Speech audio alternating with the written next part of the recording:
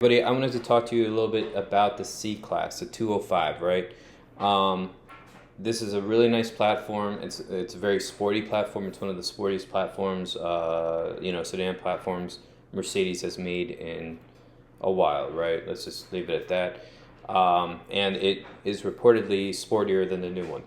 So let's talk about it because it's a really great enthusiast car. There's the C43, which is very quick because you got the all-wheel drive. You got the C63, which has, a big V8 twin turbo in a little car, so it's kind of awesome, and it's the last one left. But some of the other equipment may not be up to what you might find in a CLS or an E-Class. You're not going to find active bolstering in the C-Class. You're not going to find massage seats in the C-Class, or at least the 205. The CLS 63 is quite a bit faster than, especially a 63S is a lot faster than a C63. Now, it may not be as fun, and the best way I can describe that is you just have to drive it. You can really whip these little cars around. You can break their ends loose. It's a really fun little car. I mean, it drives really well. It's a car that lets you know that sometimes specs aren't everything, because I love my CLS 550. I still think it's probably the best value in a Mercedes if you want a quick Mercedes. I think it's probably the best value because it's fast. Like my CLS 550 was as fast as my C63. Maybe even a little bit faster, which is insane to me, but it is what it is. And that being said, it's not like for like. The C63 is stock, the CLS is stage 2, right? But here's the thing. The C63 is traction limited, so you really can't have, I don't think you're going to see a 10-second or a 9-second C63, not in this generation, just because you can't put down the power well enough. I don't think you'll ever see a 9-second C63. Now, I hope I'm wrong. I really hope I'm wrong, but yeah, I don't think you will. And it begs an interesting question, which is the 276 engine, right? Bajas from Eurocharge Boston was talking about this with the CLS 400, but it really applies to the C43 too, which is there's not a stage 3 option that I know of yet for the M276s. I looked at pure turbos. Now, maybe I'm wrong. Please comment below and I'll share it to everybody because I think it's really important. You might be able to get a C43, into the 9 seconds if you, probably not. I mean, it would be tough, but it would be possible, I think, because you have the traction set up already there. Whereas a C63 from a dig, I mean, even if you gave it like 1,000 horsepower, which isn't the hardest thing in the world to do, you can switch out the turbos to like pure 100 turbos, pure 1,000 turbos, whatever, for like $4,000. You don't need to take the engine out. You might even be able to take the turbos out. That might even be a do-it-yourself job on this, which is not this case with the 157 and 278s. But you'll still be traction limited. So there's that. But it's not all about straight line, and the C63 has a lot of character, I'd say. It's a lot of fun to drive. So, it's kind of like pick your poison. A C43 is faster straight line. I'm not sure it'll have the same sort of character as a C63, though.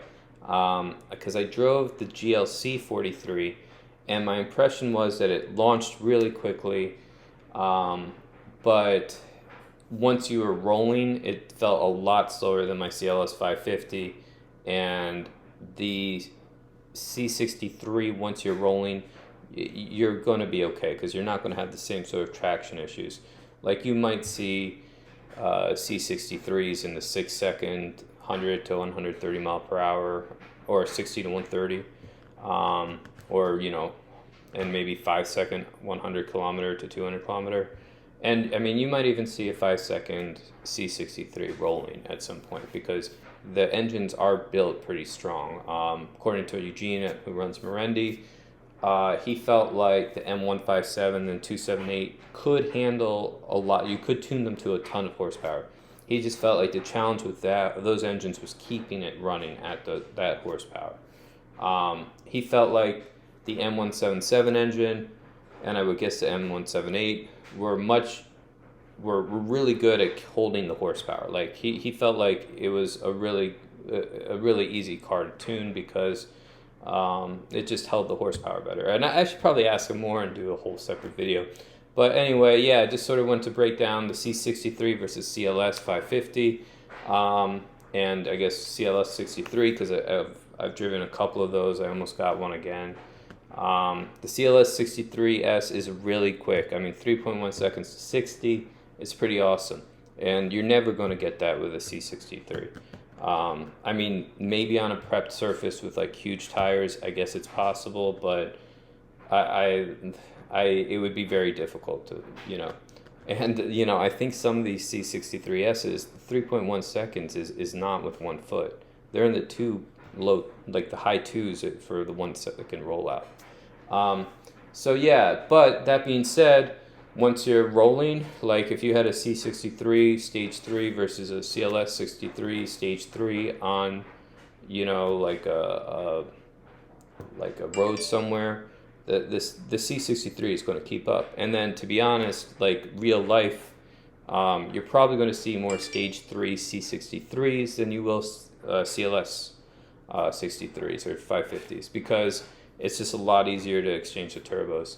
So, the amount of work to get, a C63 to a stage 3 is going to be like, I don't know exactly how to put this into context, but it'll be like $4,000 or $5,000 less, at least.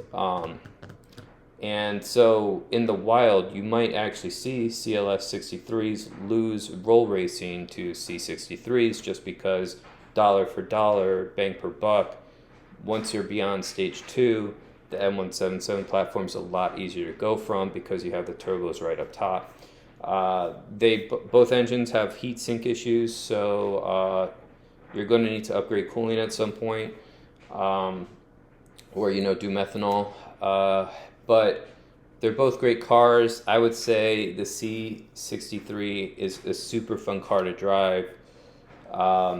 If you're really looking for more of a bigger car or a Grand Tourer, I still like the CLS a lot. And if you're looking for the best bang per buck, I think the CLS 550 with 4MATIC is an excellent choice. I mean, even a 2-wheel drive is awesome too. It'll drive more fun, but 4MATIC, you're going to start putting down some really good numbers, and even with even with big tires on a rear-wheel drive, it's just really hard to match that level of performance. All right, guys.